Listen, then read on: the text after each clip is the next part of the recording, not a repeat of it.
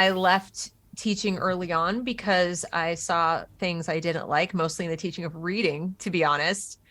And people are finally waking up to that mess. But as years went by and as I homeschooled my kids and then unfortunately had to put them in the public schools and got involved in that, I started seeing that education in America was, as I feared back when I was in graduate school, becoming a tool of the state, becoming a tool of you know different interest groups and agendas that did not have children's best interests at heart, did not have individual liberty in mind as far as a value they wanted to promote in terms of education. And it just soured me completely on the concept of public education, at least in America, the way we're structured. And I became what is called a government school abolitionist, a government education abolitionist. Early in the morning, as the sun comes up, I just wanna have a cup. There's one drink, that's the one for me. Won't you please make me a cup of Hi tea? everyone, this is a conversation I had with Deb Fillman, also known as Owl of Athena on Twitter. This is a particularly pleasant surprise as I was not expecting to talk about the education system at all, but that's where we went. Deb is someone I know from Twitter who I've spoken to quite a lot over the last 2 years about the culture wars, cancel culture, and gender identity ideology. She's an education consultant and public speaker, helping parents to find and build alternatives to existing education options for K-12. Like I said, I wasn't expecting this conversation and I thoroughly enjoyed it. We even had some slight disagreements to work through. Deb is extremely passionate, thoughtful and articulate about her ideas, so I hope you enjoy this chat as much as I did. I have to make a disclaimer here that I might look and sound a bit unwell. That's because I was quite unwell from a really nasty chest infection when I did this recording. It had been booked for a little while, and by this point I was bored out of my mind from being stuck indoors and ill, so there was no way I was going to bail out of an opportunity to speak to someone. Enjoy this chat, and let me know what you think in the comments, as I'm sure a lot of you are going to have an opinion on this one. Thanks! All right, Deb. Can I How call you are Deb? you? It says Deborah. And I just called you Deb. I feel really rude now. No, that's perfect because I prefer to go by Deborah. By Deb, rather, not Deborah. What am I saying? I prefer to go by Deb. I don't even know why it says Deborah. I think it's because that's on my account. And so it pops up fair that enough. way. No, it's fine. Actually, I think we should start by you introducing yourself and what brought you to this arena of the, what should we call it? Like the culture. People call it culture wars, don't they? But I don't know if it's a war as such. It might be, but it's not a physical war. It's a psychological one. Right. Yeah, I think it's fair to call it a kind of a culture battle, at least, or a culture war. So Or a conflict. Right. So I am Deb Fillman. I am a mother of 3 teenagers, and I am also a homeschool parent and a former classroom teacher from, when I say former, I mean, go back to the 90s. I left teaching early on because I saw things I didn't like, mostly in the teaching of reading, to be honest. And people are finally waking up to that mess. But as years went by and as I homeschooled my kids and then unfortunately had to put them in the public schools and got involved in that, I started seeing that education in America was, as I feared back when I was in graduate school, becoming a tool of the state, becoming a tool of different interest groups and agendas that did not have children's best interests at heart, did not have individual liberty in mind as far as a value they wanted to promote in terms of education. And it just soured me completely on the concept of public education, at least in America, the way we're structured. And I became what is called a government school abolitionist, a government education abolitionist, meaning that I do not think that the state should be involved in educating the children of this nation. I think it's a conflict of interest. I think it's just inherently set up to run afoul of people's individual liberty. I also don't think you're going to have any quality control or, anything over it, even if you weren't concerned about the messaging and the politics of it. I don't think you get quality control when the state runs things with your money. They don't really pay the same price for being wrong that private entities do if they have to earn your business, so to speak. That doesn't mean I think private entities are perfect. They do everything right. They never commit fraud or take advantage of people. I just think you have a little more recourse when you can pick up your toys and leave, when you can pick up your money and go elsewhere. And when the government controls your money, they kind of control all your choices. So having seen that, and then having seen it turn into a really oppressive situation during COVID, where they closed the schools, parents really had no recourse. Their money was gone. So they couldn't use the money to pay for other options, even at home, online. They had been dependent on it for childcare. Everything I said about why it's a problem to have the state in charge of your schools kind of came to the fore. Like, yes, they can flip a switch and close them by law. Like, say you can't open it up because police, they can hold on to your money and there's nothing you can do about it. You don't even have recourse in court. You're basically left with no education for your children, but that which you could spend extra for and do other things for. And most people don't have twice the money or twice the time and all that.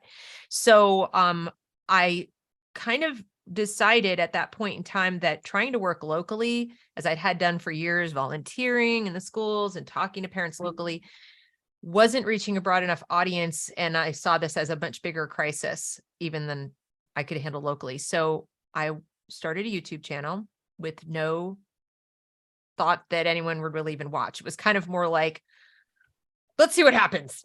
Let's see if I can, throw some things out there and maybe people will listen. And I started exploring some of these ideas and trying to educate parents about what was going on. The thing I picked up on was most parents had a vision of what education is in America, largely from entertainment. You watch a movie about school, stuff that goes on, or they had these dim recollections of their own childhoods. And they're like, yeah, but school is like this. And they actually didn't have anything to do with the reality on the ground of what school's like for their children. They were completely disconnected from how schools actually run. I'll give you an example. When they came home and they said, here, take your Chromebook and we're going to deliver everything virtually through Zoom, a lot of parents were under the impression that this was novel, that their children were learning everything from a screen or electronically. And having tutored for the last couple decades, I knew this wasn't novel at all, that students had been learning on a screen inside the school for over a decade. And the parents just didn't know. They didn't know that the teachers weren't instructing. They didn't know that a lot of the work was being done at their desk in front of a screen. They didn't know that kids weren't reading books. They didn't know. And so I decided to connect the dots and help them understand not only what it's actually like, but also why that's a problem, how that interferes with learning, why that contributes to our growing illiteracy in the country and innumeracy in the country, how it's being leveraged by political groups to propagandize and indoctrinate students so that they don't have a chance to form their own ideas or their own opinions, but instead just go along with whatever they're taught because they don't know any different. I mean, that's the only idea presented to them. It would be the same whether it was right or left. It's not about which group is doing it. It's just that it's being done. So whoever's in power at the moment has the power to say, believe this. And I just wanted parents to understand that's how it works. I wanted them to understand what that looks like, what that sounds like. So when they get documents from the school, mostly in word salad, that's not written in layman's terms, that they don't think, oh, well, they're the smart people. They have the PhDs. They must know what they're doing. They instead say, this shouldn't be this complicated. This is my kid. I need to understand what this says. Can you explain it to me in plain English? So I decided I'll be the translator and see what I can do. And I've been doing it now for about 2 years, a little more than 2 years. Thankfully, the response has been largely good. Obviously, I've had my critics. I've had people say, you're anti pick your poison. You're anti-teacher, you're anti-learning, you're a right-wing, whatever. I'm none of those things. I'm not right-wing. I'm not left-wing. I'm no wing at all. I'm pretty independent. I guess you could say I lean libertarian, but that's politically. My number one concern is that children get to develop their minds so they can grow to be the kinds of adults who use those minds to form their own conclusions about issues. Obviously, I have my personal preferences and I have my opinions, but I still think, even with my own children, that it would be wrong to impose those on them. not only wrong, it wouldn't be effective. Anytime, no matter how firmly you believe something, anytime you just transmit that to somebody or tell them, believe this because I said so, it's not going to be real for that person. And they're more likely to be sort of turned away from that point of view or philosophy, or to turn against you for foisting it upon them, against their will. And so I want my kids to be grounded, to whatever they believe, they should be firm about it and be able to defend it, because that will become part of who they are, that will order their lives, that will determine their actions. And I think it can be really dysregulating and discomforting to wake up one day and realize everything you thought you believed or thought you knew was false, or it was at least not really you. And I wouldn't want that for my kids. I want them to feel like, yep, I arrived at this in my own due time, and I understand why, metacognition. I know why I know what I know, and I know why I believe what I believe. And to me, that's the ultimate freedom. If you aren't free in your own brain, which is the only thing no one can take away from you, right? Even at the very end, even if you're in like a horrible concentration camp, right? Like what's going on up in here is they can't, Viktor Frankl said it, they can't come in there and take away your attitude. But if that attitude was kind of corrupted or put there because people manipulated you and prevented you from learning how to form your own conclusions, then that doesn't belong to you. And that just seems like the ultimate slavery. So I would never want that for children. And that's why I do what I do. That's incredible. Loads of that I didn't really know about you. I'm sure you probably told me before about the school stuff, but I didn't know that you were totally against government schools. Mm-hmm. For me, that's unusual because in England, I went to like a government school, and I've never been anywhere near a private school. So I've always known that private school is a better education, though. That's just it just is what it is.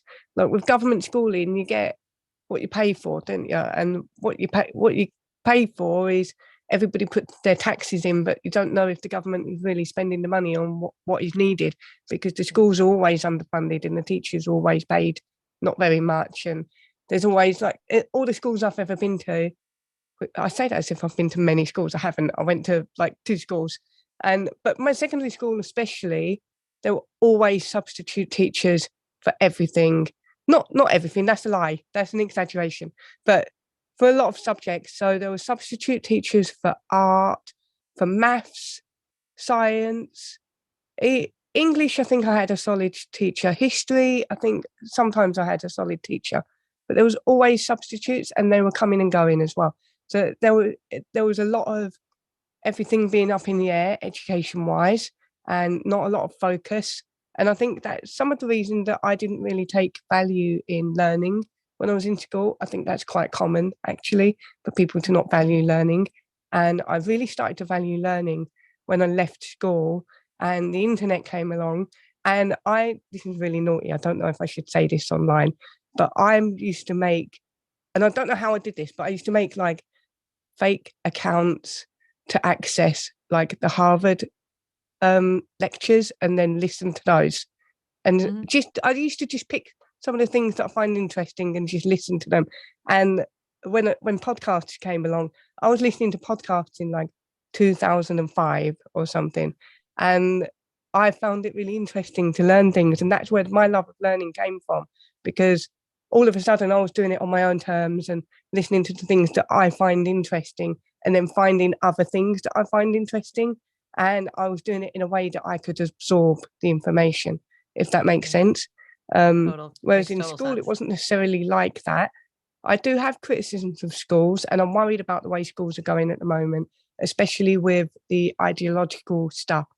Because I think these teachers, and I'm not the first person to say it, but there's a lot of teachers now that are activists rather than teachers. And they're in the schools to mold the kids into what they want the kids to be, like the little foot soldiers of gender or something. And I can't get behind that. That worries me that kids are not getting their actual education. But I think it's always been a worry, because I don't think, like you say, we're not learning to think, are we? We're learning to repeat things. Like I remember in school, there's loads of stuff that I just don't know. and I went to school. Did all right, and a lot of it was just memorizing. Memorize it temporarily till you pass your exams, and then forget it all. And Well, exactly. it's not like a lot of. There's some stuff that has stuck with me, but it only ever stuck with me if, for example, you had a teacher that loved what they're talking about, and they talk about it to you in a way that it captures your imagination. But that's extremely hard to do if you've got like 35 or 40 kids in the classroom as well.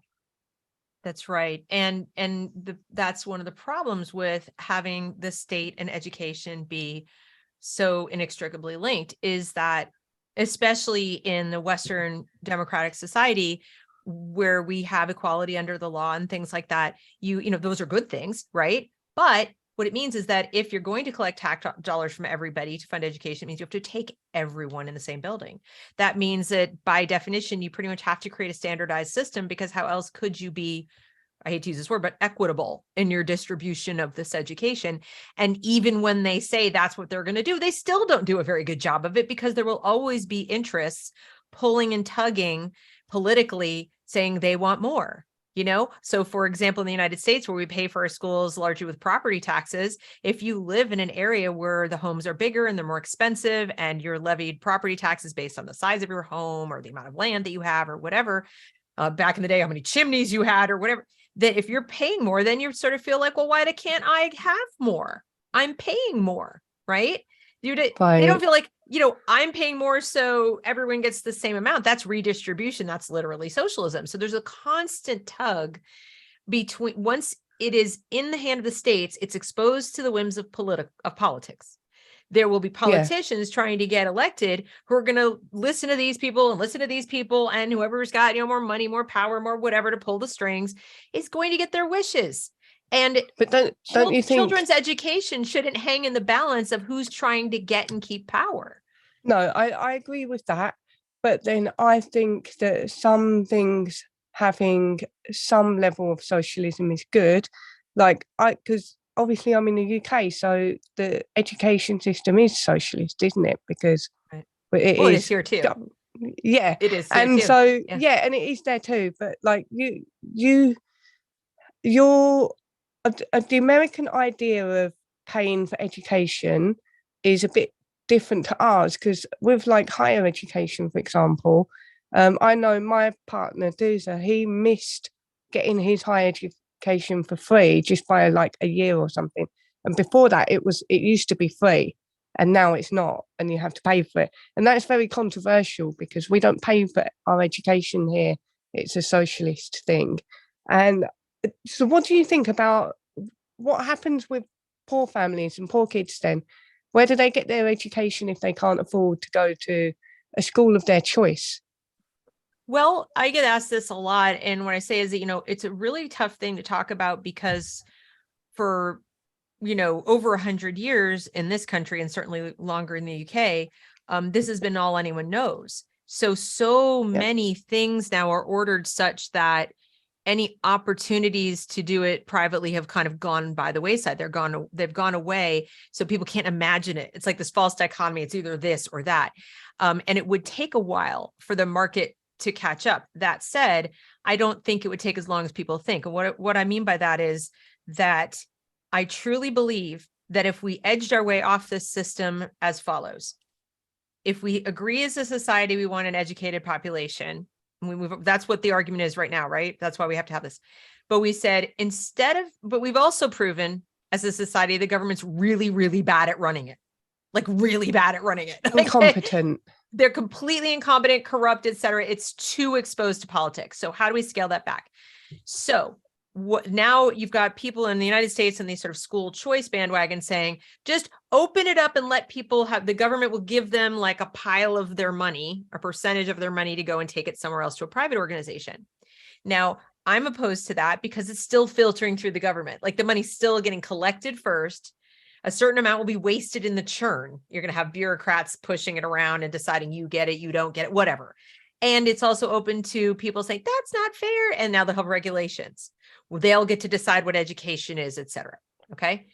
Now, the alternate proposition, as far as I'm concerned, would be to say, we decide that we should be paying for education as a society. If you make more than X dollars, you should be paying for education. You're paying something into like, here's your education tax, not by your property, by your, if we're already doing things based on income and a progressive tax, we're already doing it like that.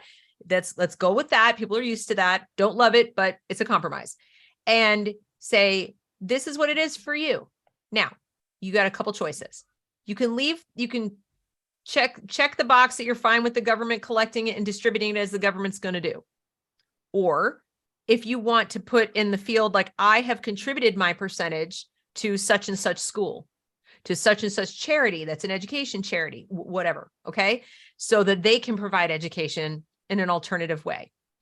You can do that. Just have your receipt, send us your receipt, attach your receipt to your tax form saying, I did, here was my X percentage that you said that I need to contribute to education as a citizen of the country. Here it is, but I sent it to this group, okay? Now we have due process under the law. People go, what about fraud? What about this? I'm like, we have that already. We have that in the schools.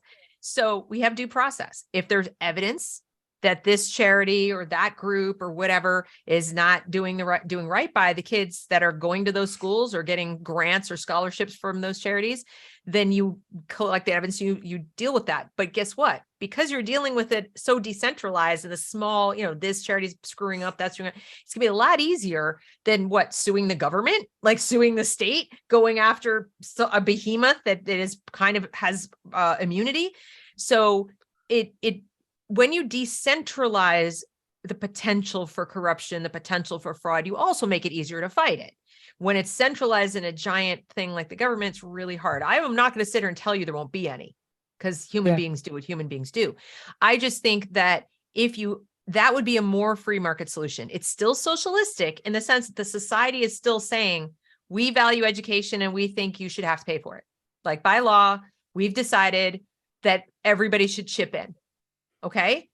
As a libertarian, I still don't love that, but I would compromise with that. That's a more incremental solution that I think could get us towards better private options. And then over time, when people see that, you know what, people are making pretty good choices about where they put their money. They're evaluating these charities, or evaluating the scholarship funds.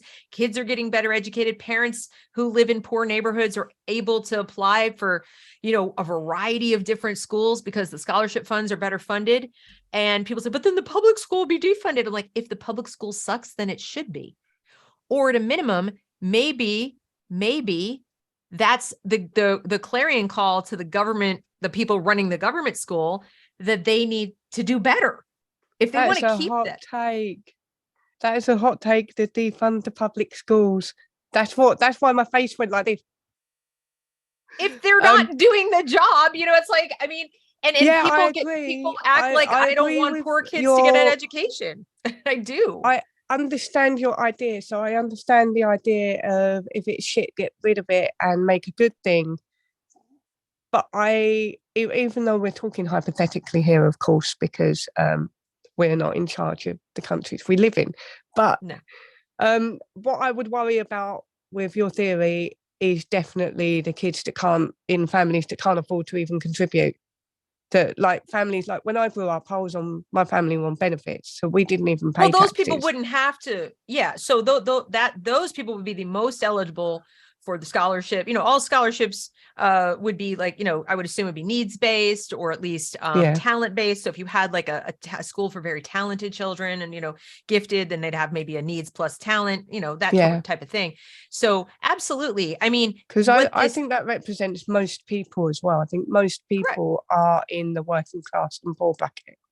Right. And so basically, I think everyone should have some skin in the game. Right now, I'll be honest, and this gets me a lot of heat, but I'm just going to say it.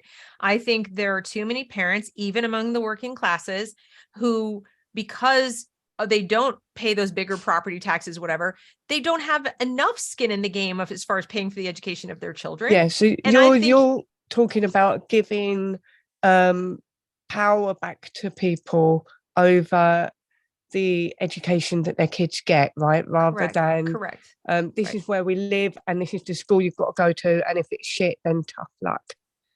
And I do believe in the power of, if you live in a community and people are having all kinds of different choices now, and they can go, I'm going over here, I'm going over there, I'm taking my money and I'm doing whatever.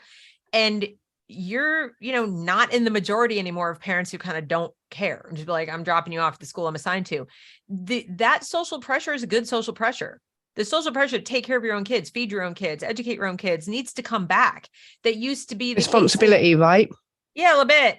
And, maybe if that becomes, again, this is going to get me in trouble, but if you're sitting there going, well, then I want to be able to afford to, it's like, you probably should think about these things before you reproduce. I mean, not to be a jerk, but I'm sorry. Like, if you're bringing children into the world, you are responsible for them. Isn't that the argument that people make for abortion?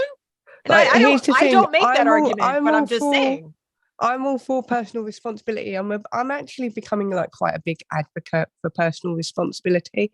But I know that for a lot of people, they're not brought up right. I don't know how to say it, but they're not brought up right, and they don't have, like, I didn't have these values. Well, I did have values when I was growing up, like intrinsically, like naturally, like organic values, but I didn't have articulate thoughts about personal responsibility and my place in the world and what my That's role why is. I get in trouble, because most people will be like, it's not my fault, or this happened, or would you rather I aborted the baby? No, of course not.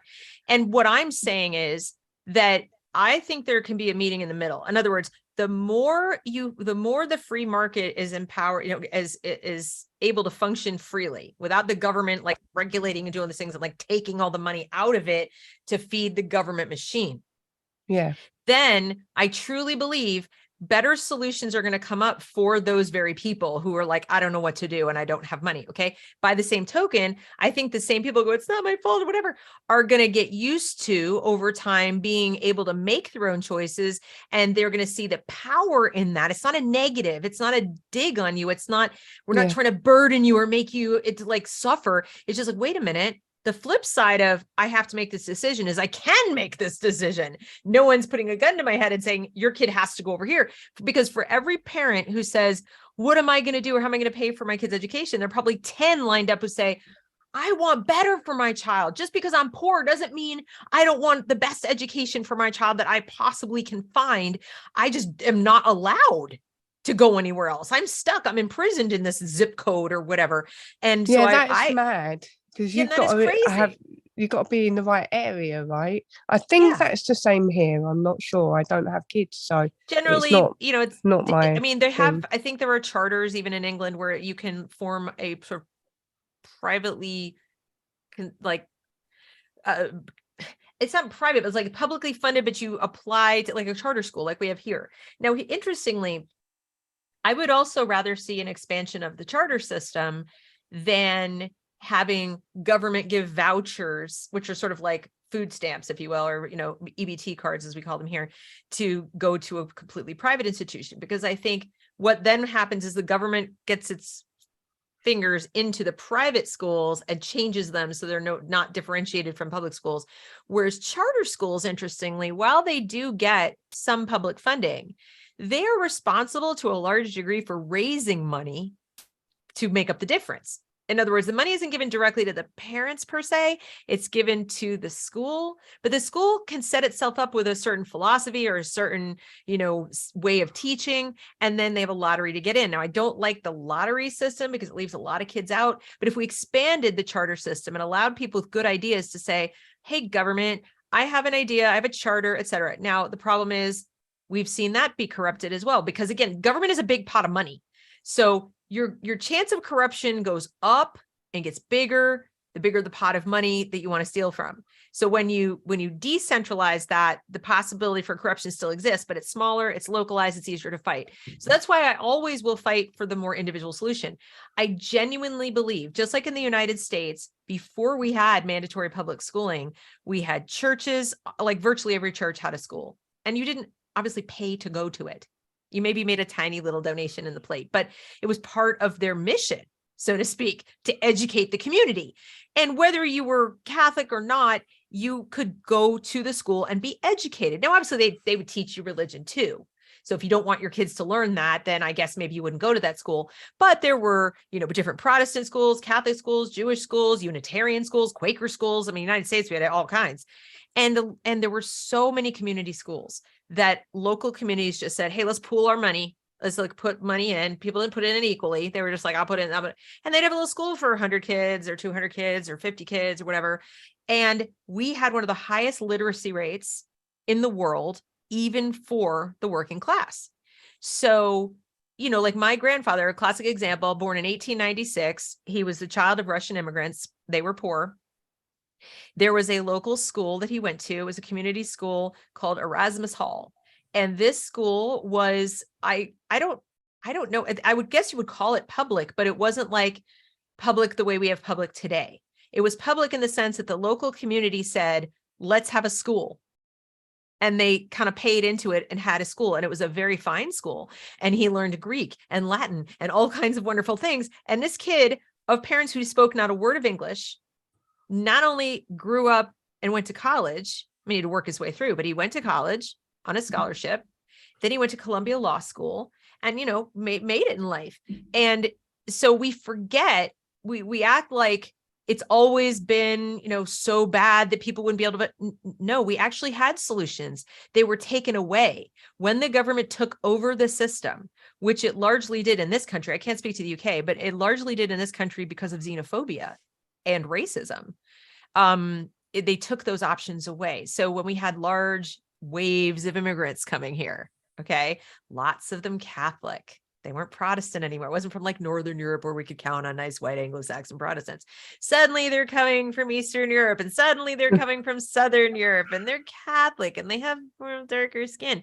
And we had more when things moved into an industrial economy, we had people coming up from the South who were very dark skinned, and they were coming into the cities and wanting to get jobs in factories and so on. And suddenly it was like, time out. Whoa, we need to Protestantize these people. We need to make sure they all speak the English we want them to speak. And we need to make sure they don't bring any of those funny papist, like views and scary views we're going to teach them how to function in our factories and give them sort of the basics. We don't want them to be too unruly and aspire to too high a place in society. So, oh no, you wouldn't want that.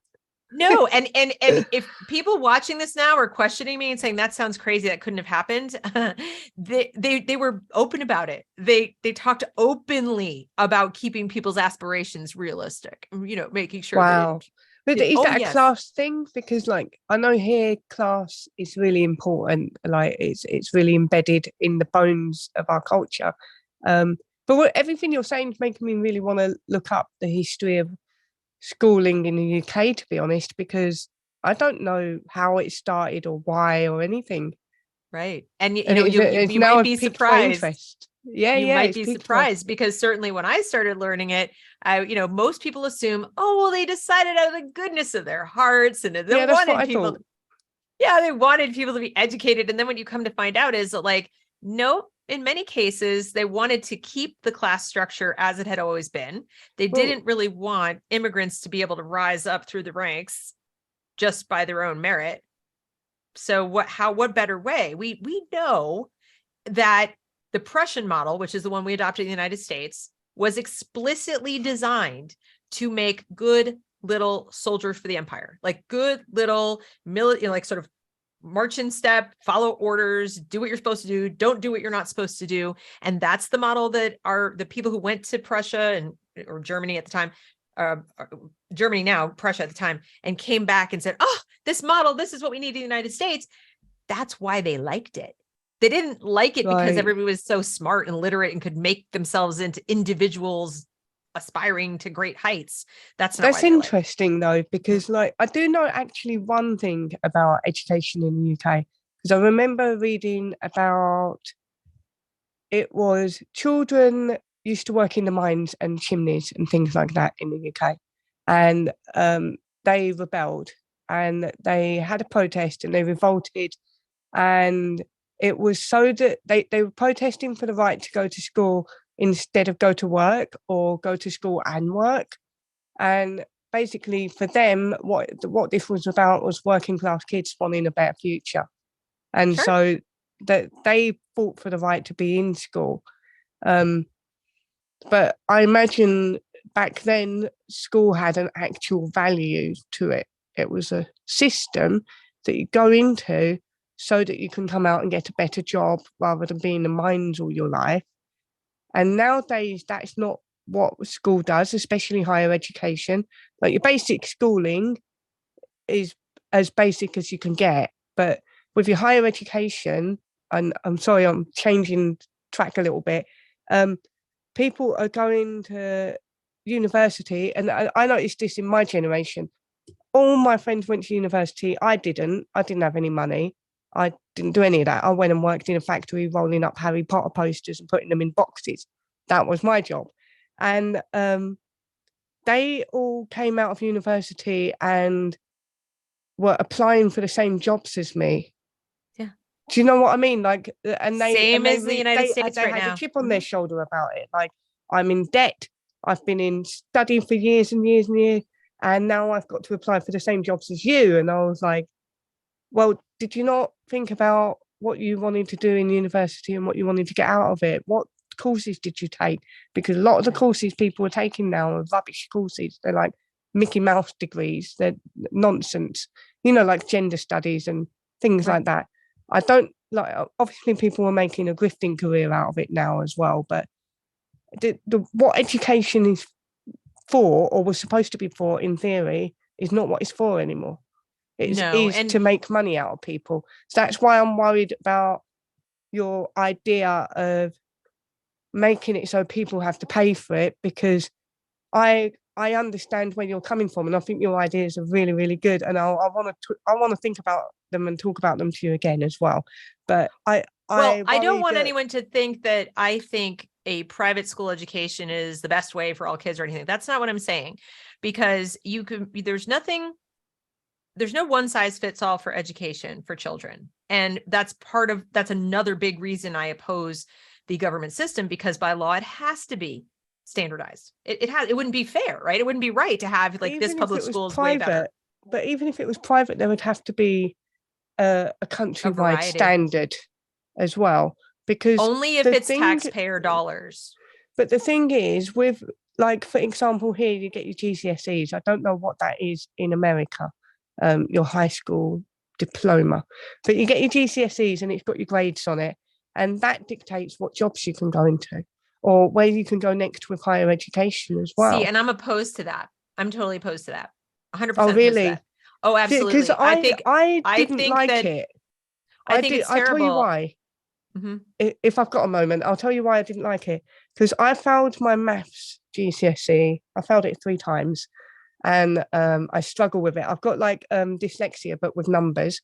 And because I failed my maths GCSE, I tried to get into college, and they wouldn't let me take an art course because I failed my maths.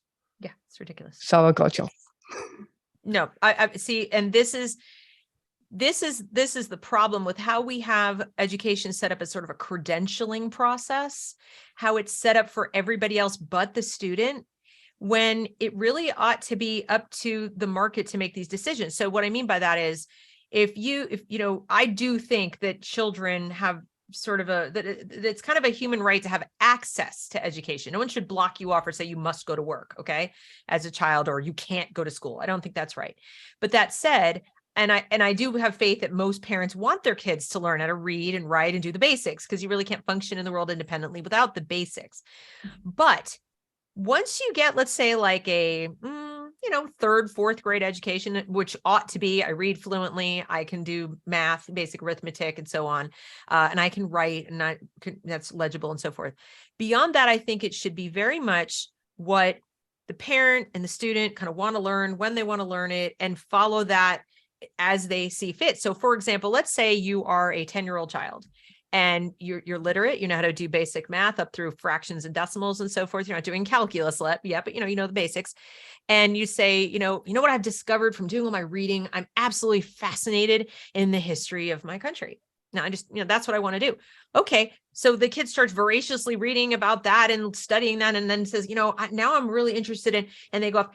They would learn so much more if they were free to pursue based on, now that they have the basic knowledge to the functional skills to get more knowledge, to pursue things as they are inclined and interested in them. And then with the right facilitation, in other words, either whether it's parents or coaches or mentors or somebody, so in other words, not a typical school like we think of today, but somebody who says like, tell me about even reading. Let's talk about it. Like, in other words, if your teacher wasn't, I will now tell you things, past the here's how to memorize your multiplication table. We're talking about past that. If they're saying like, all right, why does it interest you? What did you know about this? Let's take a look at that. Let's go find you some resources. I think these kids would end up at the age of 16 or 17, just, their brains would have so much more information and they would be much better, employees, everything you could possibly think of, more marketable in general, if that's what they wanted, or they could be entrepreneurs. You as an artist, you might've been like, already well into running your own art business or something, had you not been sort of stuck trying to pass that stupid class. Had you been able to just explore art and study art and learn everything you could learn about art during that same time period, and then said, if somebody along the way had said, all right, we have a deficit in the math area. So what do you think your goal would be with art? Well, I'd really like to sell my art, like to have a business. Okay, well, so in the absence of your own personal skill in that area, you're probably going to need to learn how to leverage other people's skills. How can we figure out how to pair you up with other people? So these are skills, this kind of building community, finding other people. You have a skill I don't have. Let's work together, that we're not teaching our kids how to do. And we're treating it like you have to have all this. And if you don't, you're a failure. I love everything you're saying, and it excites me because I know how much I found the love of learning once I was left to do my own thing. But I do have bones to pick on it. So it's, for me, it's a little bit too idealistic. I tell you why. Because I think there are a lot of children, and I was one of them when I was 10 years old. I didn't come from a home that motivated me to learn. I learned because I needed an escape. So I used to do things like go to the library because I didn't want to be at home. And I used to go to school because I didn't want to be at home, but I wasn't necessarily interested in what they were giving me in school as well, right? But right.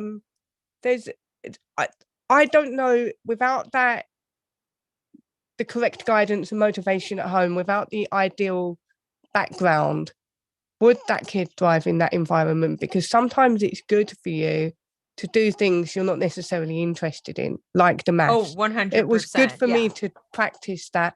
And sometimes I force myself to do things I'm not interested in because I need to get good at them because it's good for me. It's just, and sometimes you learn things about yourself that way, and you learn new things that might not even be anything to do with the thing that you're doing, but you learn things from it.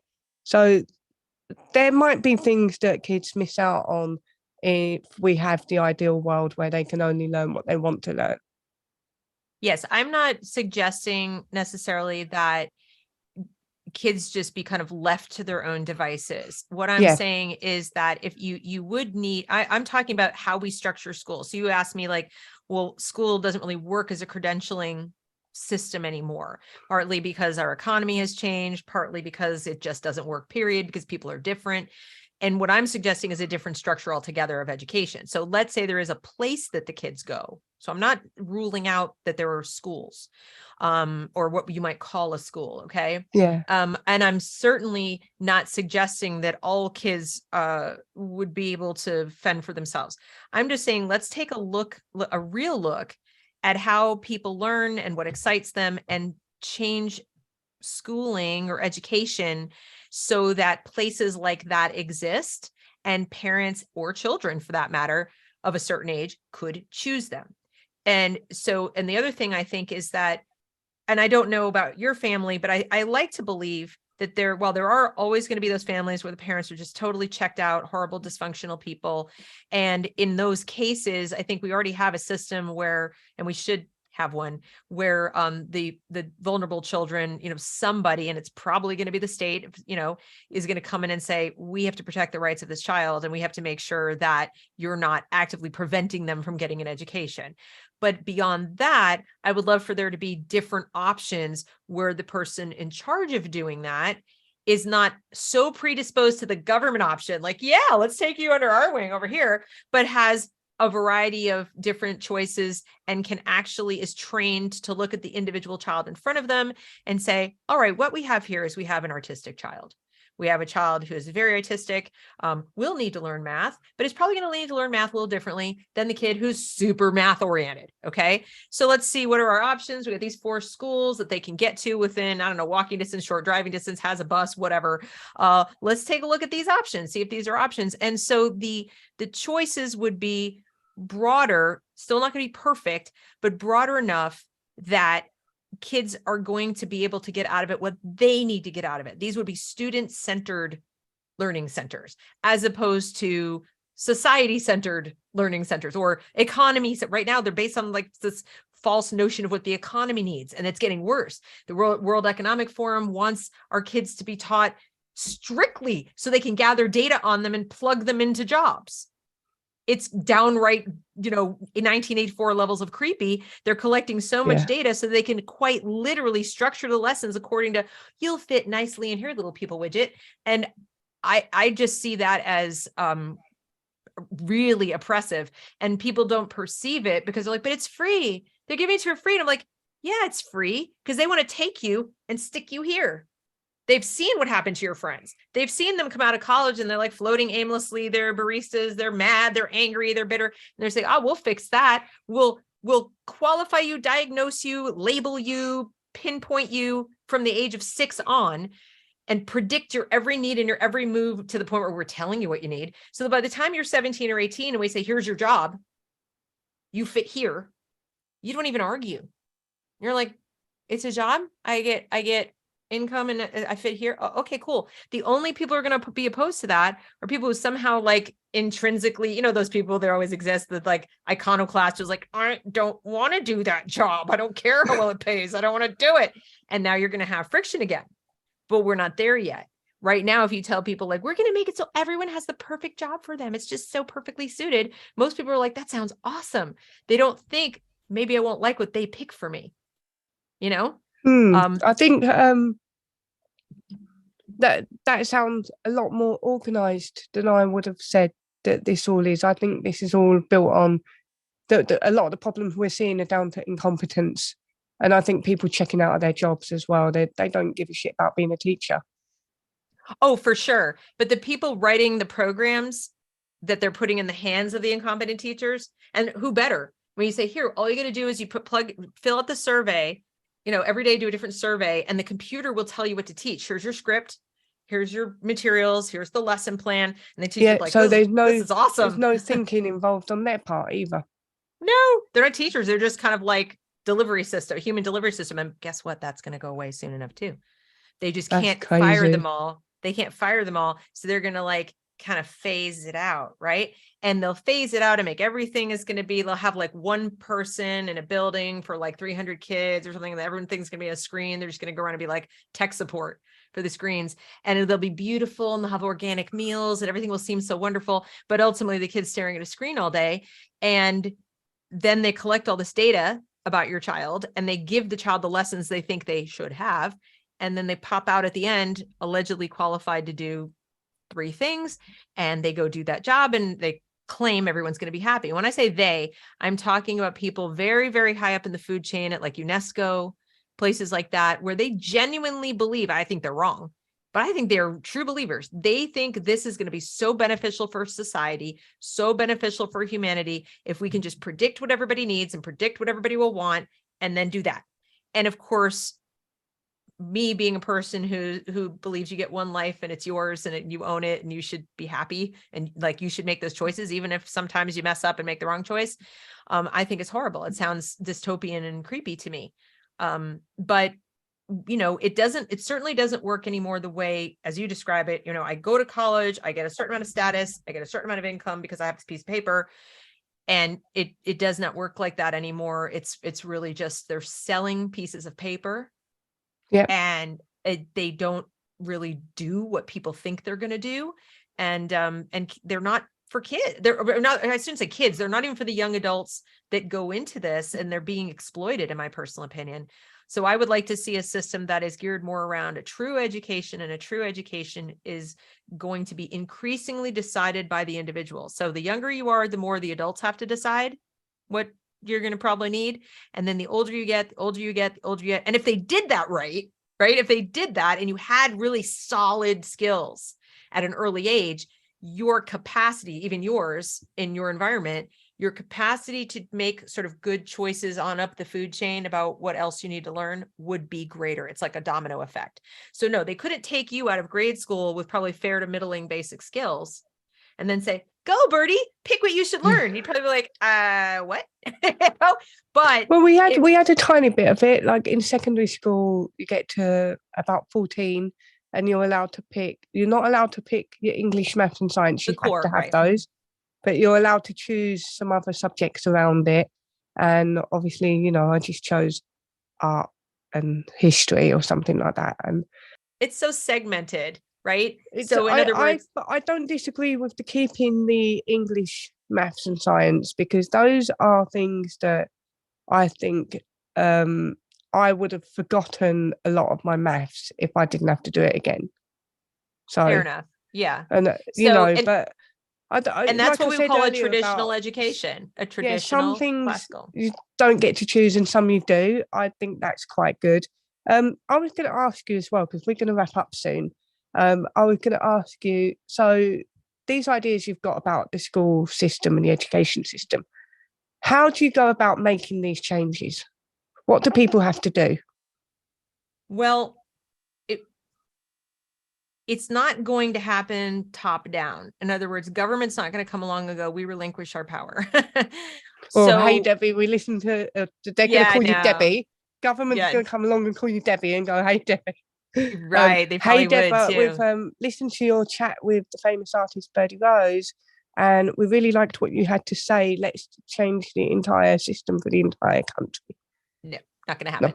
So what I'm trying to do by sharing these ideas is encourage individual families, individual parents to take a look at their current situation with their child and say, you know, what can I do to increase the opportunities for my child to learn in a way that is appropriate to this little individual person that I'm dealing with? And even if you have 2 or 3 kids, they might each need something different. But I've been encouraging people to consider homeschooling, and a lot of people hear homeschooling and they think like, I can't stay home, I have to work, I can't do this. And increasingly there are other options, what we call micro schools. So former teachers have started their own little sort of small schools, very inexpensive. Nice. There are what we call co-ops, where groups of parents will get together and say, I can do Monday, or I can do Saturday, I can do that, you know, and then the rest of the time, they really don't need much more than what you might call a babysitter, in the sense that they're doing work on their own. And then somebody comes in and teaches a course on something, and then they do the work on their own. The curricula materials out there, again, in the schools, they're on computers all day anyway. So, but you can even use books and materials, and the kids can, from about age 8 on, there's a lot they can do with just an adult kind of guiding and being, you know, being there for them. So I'm trying to persuade people that it's not you at home at the kitchen table and you can't go to work. We have to get back to building community. You know, who do you know? What other parents around you are like-minded or have the same problem you have? Band together. This is what they did in the early days of this republic. Parents were like, all right, we need to start a schoolhouse. All right, I've got to be in the fields at, 4 a.m. So I can't be there. Can somebody be there at 8? This is how they did it. And we need to get back to seeing the education of our children as something that we as parents, we as very small local communities, even if you're living in a city, your apartment building, whatever, that we take on and say, what can we do to make this better? And I'm very happy to say that in the United States during COVID, this took off like a rocket. Homeschooling doubled in terms of the number of people doing it. And the fastest growing group of people homeschooling were African-American, or Black, if you prefer, and they are not rich. So these are inner city people who said, I am not waiting for that school to open up. My kids need learning and they need it now, and they need something going on. So what are we going to do? And they rolled up their sleeves and they got together and they figured it out. And I just want to encourage people to not wait for government to fix this. Just hear what I'm saying about the choices you want to have and figure out how you can make them for yourself. They don't need to cost a lot of money. And then my belief is, if we got to critical mass, let's say 20%, 25%. of the population of parents and children were doing this, you'd first of all have a lot more political power, right? If you're a group of 1/4 of the families in America are like, no, we don't want that, suddenly lawmakers might go, it's going to get a little harder to take the money away from them. We might need to do something. And you might find better candidates. You might find people more willing to hear you out in terms of how to fund these things differently. But you have to first be willing to walk the walk.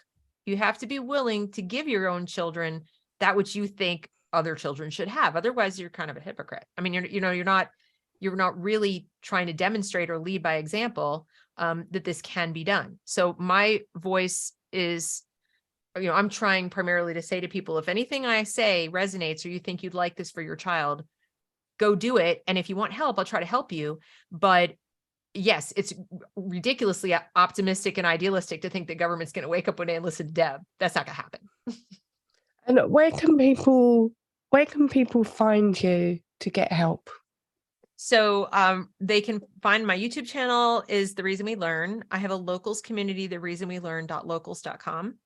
I have a Substack, thereasonwelearn.substack.com, and I'm in the process of building a website at thereasonwelearn.com. You can sign up to be notified when it goes live. I'm hoping in the next few weeks to take it live, where I will, I have the various services that I offer as far as tutoring, teaching, guiding people through the process of like, well, okay, let's say I wanted to start doing this. Like, how would I even start? What would I do first?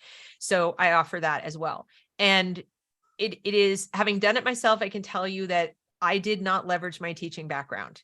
A lot of people say, well, you were a teacher, so of course it was easier for you. No. In fact, it's harder very often for teachers who come out of classroom education because you have all kinds of bad habits. You're accustomed to teaching in a classroom and the structure, whatever. Teaching your own children or teaching a small group of children privately in a customized way is a whole new thing. And so parents have all the knowledge they already need. If you know your child and you love your child, that's the only prerequisite. The rest is just grit. It really is. That's great. I really enjoyed this chat with you, and I really wasn't expecting to talk about schools because I was texting you beforehand and we were like, let's just see where this takes her.